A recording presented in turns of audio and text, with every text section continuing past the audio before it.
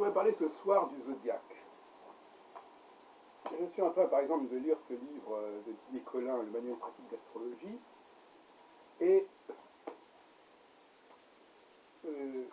on peut se poser la question de savoir si quand il parle des signes zodiacaux, il en parle comme des noms comme ça, qui servent à qualifier un secteur, ou s'il renvoie à une réalité symbolique précise et dont il tient compte. Et il me paraît très clair, en tout cas, que lorsqu'il parle des 12 signes zodiacaux, il parle du symbolisme zodiacal. Hein. Je n'avais pas de doute là-dessus. Ça. Le bélier, l'effort et l'élan nécessaires aux jeunes pousses, oui, enfin, c'est tout à fait dans l'idée de la symbolique même du bélier. Hein. Donc les caractéristiques du signe du bélier, elles sont liées, supposément, elles sont liées à ce qu'on sait de l'animal. Hein. Et on pourrait dire ça aussi du cancer, on pourrait dire ça... d'ailleurs, je note par exemple que pour les Gémeaux, il représente un couple, c'est intéressant pour un signe mercurien. Alors qu'en réalité, il a raison d'ailleurs d'une certaine manière, mais il a raison du point de vue historique. Effectivement, les Gémeaux, c'est le signe de Vénus, quelque part. Mais, bon. Alors, on est un peu embrouillé parce que il y a une astrologie populaire qui ne peut pas se détacher de la symbolique des signes. Hein. Quelqu'un qui dit qu'il est du lion, on ne voit pas comment il pourrait oublier ce que c'est que l'animal du lion. Hein. Des signes qui sont moins parlants. Ou le scorpion, bah, c'est pareil. Hein, voilà. Donc on a toute une symbolique zodiacale qui est censée être prise en compte par les astrologues. Hein. Bon, moi-même, il y a une trentaine d'années et plus, j'ai versé dans ce travers, mais enfin c'était un jeu plutôt qu'autre chose. Le grand livre du Sagittaire, évidemment, j'ai travaillé sur la symbolique du Sagittaire. Hein. Et Barbeau, dans les années 50, il ne s'est pas privé, évidemment, quand il abordait les 12 signes zodiacaux, il ne s'est pas privé de se fonder, si on peut dire, de se fonder sur la symbolique et l'iconographie zodiacale. Mais en même temps, il y a énormément de facteurs qui montrent que l'astrologie a pris depuis longtemps ses distances avec la symbolique zodiacale. Donc là, voilà une contradiction étonnante. En effet, le fait d'avoir relié des planètes aux signes, le fait d'avoir relié des éléments aux signes, tout ça n'est pas en rapport avec la symbolique zodiacale, contrairement à ce qu'on pourrait croire. Les raisons sont purement structurelles, elles sont purement géométriques. On sait très bien que la répartition des signes, des éléments entre les signes est purement systématique, voilà, oui. Et la répartition des planètes entre les signes obéit également à une systématique. D'où, par exemple, je dirais ça, des bizarreries, c'est même pas des bizarreries, parce que c'est pas, on ne s'est même pas voulu. D'où, par exemple, le fait que le Verseau soit un signe d'air, alors qu'il s'appelle le Verseau, et on le voit encore une fois, c'est amusant parce que on voit tellement l'élément liquide à propos du Verseau, on se dit que les gens auraient quand même du mal à comprendre que ce soit un signe d'eau, un signe d'air. Bon. Mais d'après la répartition des 4 éléments entre les deux signes, c'est un signe d'air. Ça veut dire quoi?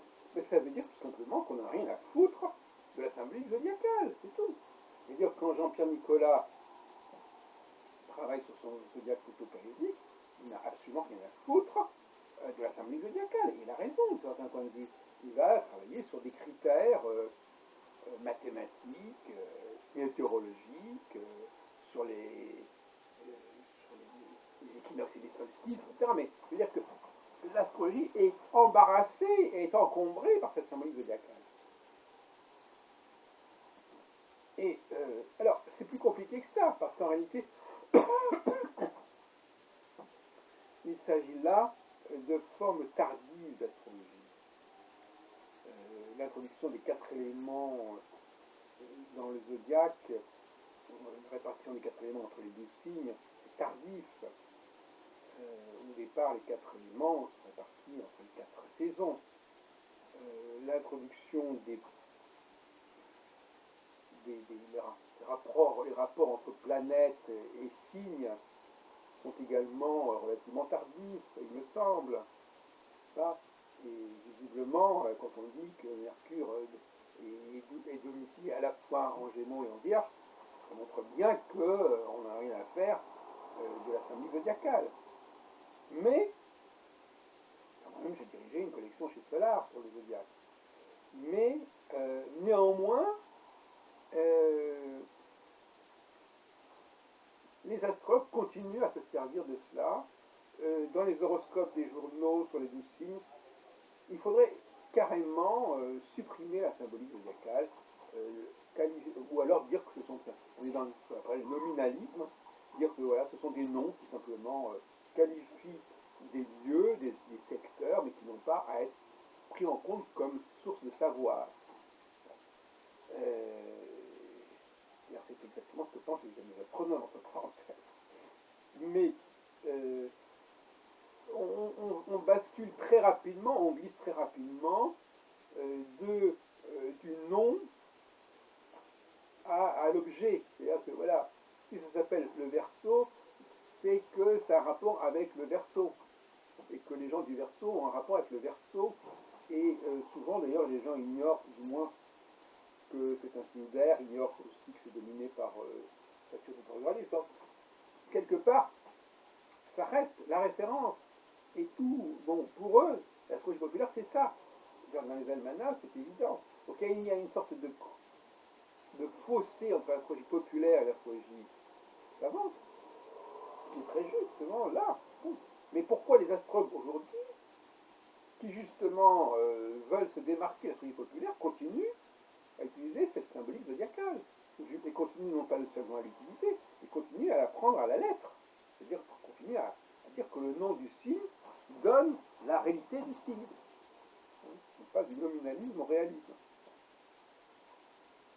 Alors, cette symbolique, en réalité, ce que a bien compris Jean-Pierre Nicolas, c'est qu'en réalité, ce qu'on retient du zodiaque, c'est uniquement les 12 signes, enfin les 12 secteurs, divisés en 12, pas de contenu, divisés en 12, et le calcul éventuellement des équinoxes et des solstices. Voilà. C'est ce qu'a compris Jean-Pierre Nicolas. Et en disant cela dans les années 1960-70, il rationalise un positionnement qui est celui d'une astrologie tardive, et il évacue des éléments qui sont primitifs et qui ont été remplacés par d'autres. Il faut donc savoir, il faut pas le grand problème de l'astrologie, c'est que c'est syncrétique, c'est-à-dire que ça prend à gauche, à droite, on mange ceci, enfin, on fait son beurre de n'importe quoi, et c'est très agréable finalement. Cela dit, je n'ai pas dit pour autant que cette astrologie moderne me convenait. J'ai simplement dit que cette astrologie moderne, elle doit prendre ses responsabilités, elle ne doit pas évacuer d'un côté quelque chose et récupérer par l'autre main. Maintenant, il faut dire aussi que André Barbeau, par exemple, est lui-même truffé de contradictions. Car si dans les années 50, il s'intéresse, et c'est ce qu'il fait connaître, aux 12 signes zodiacaux, au petit livret du seuil, scientifique optique, il crée une équipe pour s'en occuper, autour d'ailleurs des équipes qu'il tirait, qui est issue du CIA, du Centre international d'astrologie, donc il est vice-président à l'époque. Eh bien, par la suite, d'ailleurs, c'est la décennie suivante, dans les années 60, il prend ses distances par rapport au zodiaque, et il étudie, par exemple, enfin, il l'a fait bien avant, parce que dans les années 50, début des années 50, il s'intéresse aussi de Saturne Neptune, et aussi de Neptune, mais il ne le relie pas au zodiaque. Bon. Il étudie sa récurrence tous les 36 ans, mais sans tenir compte du signe où se trouve cette conjonction. Bon. Et dans ses travaux sur l'astrologie mondiale et sur l'indice de concentration planétaire qui regroupe les positions stations, les conjonctions de Jupiter, Saturne, Uranus, Neptune et Pluton, qui ne s'intéresse pas du tout au zodiaque. Son graphique qui monte et qui descend n'a rien à voir avec le zodiaque. Bien sûr, il tient compte du fait que les planètes sont quelque part dans le zodiaque, mais ça ne lui est, ce qui est important, c'est à combien de degrés elles sont les unes par rapport aux autres, et non pas du tout dans quel signe ça se trouve. Donc, André Barbeau avait également compris que la logique de l'astrologie moderne, c'était d'oublier le zodiaque, enfin de l'oublier au niveau de sa symbolique. Et voilà qu'aujourd'hui, on nous ressort avec Didier Colin, mais il n'est pas le seul dans son coin, un ouvrage qui se veut sérieux, qui s'appelle Manuel pratique d'astrologie, et qui insiste lourdement sur la symbolique zodiaque. Et ça, je trouve ça inacceptable. Maintenant, en tant qu'historien de l'astrologie et du zodiaque, il est clair que le zodiaque a une histoire, que ce n'est pas simplement un médium, ce n'est pas simplement un contenant avec 12 secteurs, il y a un contenu. Il y a un contenu qui renvoie aux saisons. Et alors, évidemment, de ce côté-là, il y a une espèce de contradiction. Et c'est ça qui explique quand même le malaise. C'est que l'astrologie se veut tropicaliste. Et donc, quelque part, le zodiaque, même au niveau de son contenu, par certains côtés, renvoie aux saisons. C'est pas évident, c'est pas transparent, c'est pas lumineux, mais enfin, il y a des éléments qui d'ailleurs ont rarement été bien étudiés. Il y a des éléments du zodiaque qui sont en rapport plus ou moins avec l'iconographie des mois tels qu'on la trouve dans les almanachs. Bon, c'est un autre sujet en lui-même, mais il y a quelques rapports. Fort peu d'ailleurs, en fait. Mais donc la symbolique zodiacale, elle a quand même une certaine. C'est une tentation quand on est tropicaliste. Bon, la question est de savoir justement si l'astrologie moderne a raison d'être tropicaliste. Est-ce que justement, dans son évacuation du zodiaque, elle n'aurait pas mieux fait de prendre ses distances par rapport aux équinoxes et aux solstices et par rapport aux saisons? Comme ça aurait été encore plus simple. Mais qu'est-ce qu'elle aurait mis à la place? C'est la question qui revient. Qu'est-ce qu'on aurait mis à la place? Grave question. Eh bien, moi j'ai dit, on doit remettre à la place les étoiles fixes royales, abandonner complètement les équinoxes et les solstices, abandonner complètement les 12 mois de l'année, et s'intéresser non pas aux constellations, qui sont également des structures complètement mouvantes et sans intérêt, mais aux étoiles fixes. Il y a 4 étoiles fixes qui découpent le ciel en 4 périodes à peu près égales, qui permet notamment, par exemple, de diviser en 4 le cycle de Saturne, qui permet d'obtenir des phases de 7 ans, ça c'est un autre sujet. Et donc, on a besoin des équinoxes et solstices pour déterminer le commencement d'un cycle. On a la conjonction de la planète considérée avec les 4 étoiles fixes royales. Et puis voilà, on a un commencement de cycle, c'est terminé. Pas besoin d'aller plus loin. Alors, je vais revenir encore une fois sur le zodiaque, qui est une pomme de discorde. Et la pression des équinoxes est un sujet que j'ai traité largement et sur lequel je ne reviendrai pas. Mais le zodiaque est apparu dans les années 30, notamment après la découverte de Pluton, qui a fait basculer complètement l'astrologie vers une attente. Parce que Pluton, bon, il est quand même 30, mais on n'en est pas découvert de planète. Neptune était daté de 1846. Il y a vu l'affaire Vulcain qui n'était pas très claire.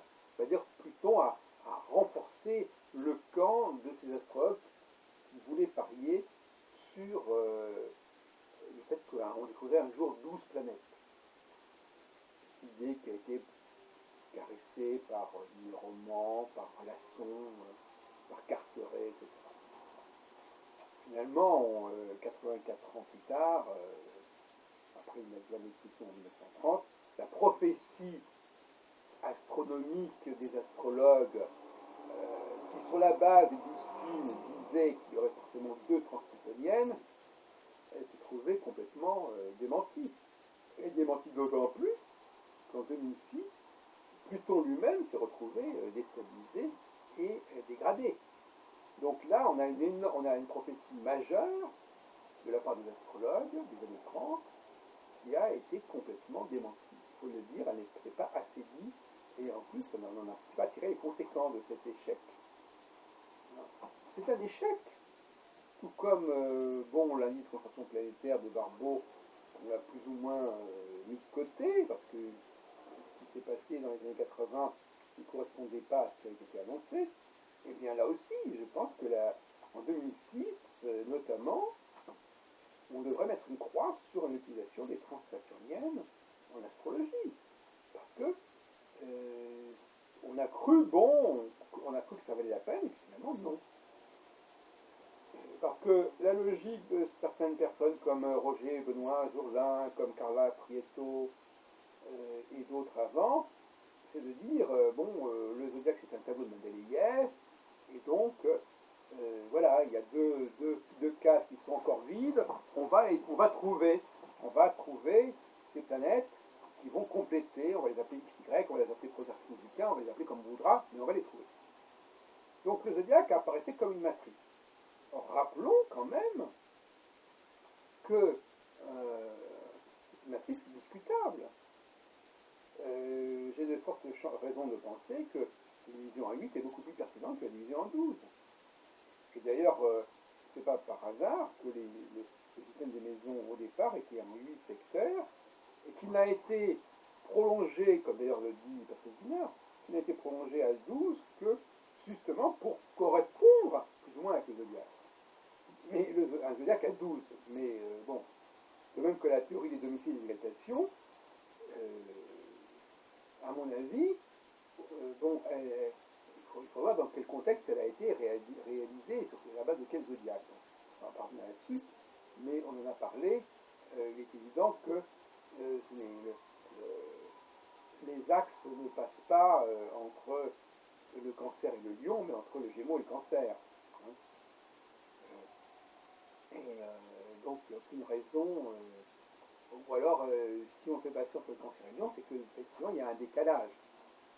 Comme il y a un décalage entre le bélier et à ce moment-là, l'équinoxe devait passer entre le bélier et le taureau, et non pas entre le poisson et le bélier. Voilà. Donc il y a tout un ensemble de choses qui ne vont pas dans ce système. Alors pour nous résumer, je ne vais pas parler indéfiniment, pour nous résumer, moi je crois qu'on peut carrément oublier le zodiaque. L'astrologie moderne a pris sa distance par rapport au zodiaque. On ne doit plus parler du système zodiacal. On doit faire une campagne pour dire que l'astrologie s'en détourner, qu'elle n'a pas non plus de rapport particulier avec les saisons, et que tout au plus, le système zodiacal est une façon d'illustrer la progression des choses, le vieillissement des choses, la cyclicité des choses, et qu'il ne faut pas le prendre à la lettre. Hein. Les signes zodiacaux ne sont là que pour représenter au départ le progrès des saisons, et voilà, on aurait pu reprendre de même que les maisons aussi sont censées représenter une progression. Il ne faut pas prendre les choses à la lettre. Là aussi, je suis allergique aux astrologues qui nous disent que voilà, telle maison, ça veut dire cela. Non, en réalité, les maisons astrologiques nous parlent de ce qui se passe entre l'enfance de la maison 1 et la mort de la maison 8. Voilà. J'en parle du fait que, j'en parle maintenant de plus en plus, que la maison 1 à 8, ça doit être calculé à partir en commençant par ce qui est au-dessus de l'horizon, donc 1, 2, 3, 4, 5, 6, ou 1, 2, 3, 4, c'est au-dessus de l'horizon, et 5, 6, 7, 8, c'est en dessous de l'horizon. Et non pas ce que font les astrologues généralement. D'ailleurs, je suis assez surpris que Jean-Pierre Nicolas n'ait pas inversé le calcul d'alimentation des maisons.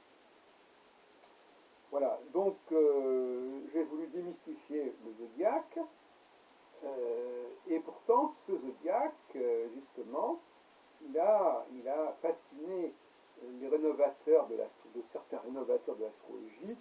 On le voit chez Ptolémée, n'est-ce pas, qui ont cru bien faire en répartissant les 7 planètes du septénaire qui avaient leur réalité de leur traditionnelle, puisqu'ils ont marqué les 7 jours de la semaine, en les répartissant, en les dédoublant, pour que lié que chaque signe ait enfin sa planète.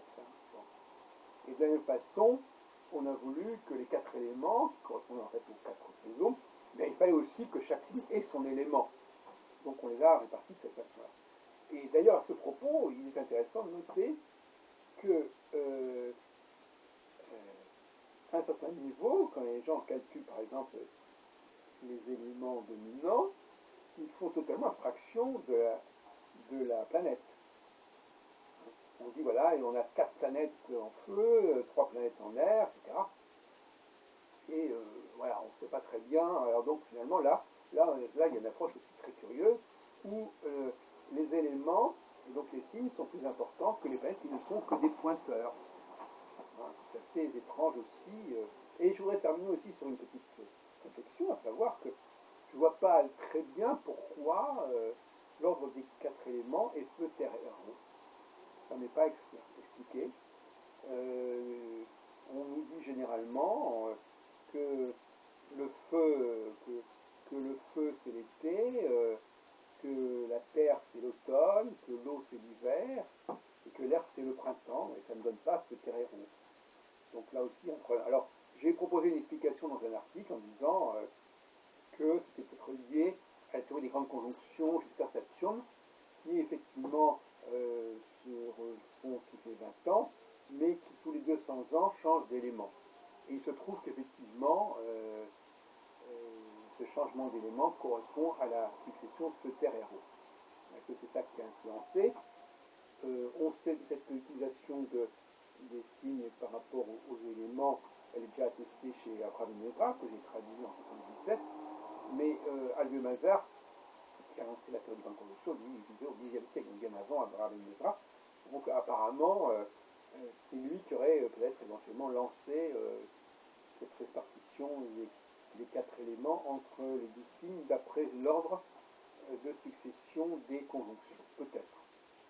On va peut-être trouver demain qu'on en parlait avant. Enfin, moi, je ne prétends pas à la vérité, je n'ai pas vérifié tout cela, mais la question des 4 éléments, en rapport avec les signes, c'est une question qui, à mon avis, n'est pas justifiée parce que les 4 éléments, comme leur nom l'indique d'ailleurs, sont en rapport avec les 4 saisons, avec les 4 humeurs, avec les 4 tempéraments, avec les 4 étoiles fixes royales, et ils n'ont pas à s'inscrire dans une stratégie à 12 facteurs.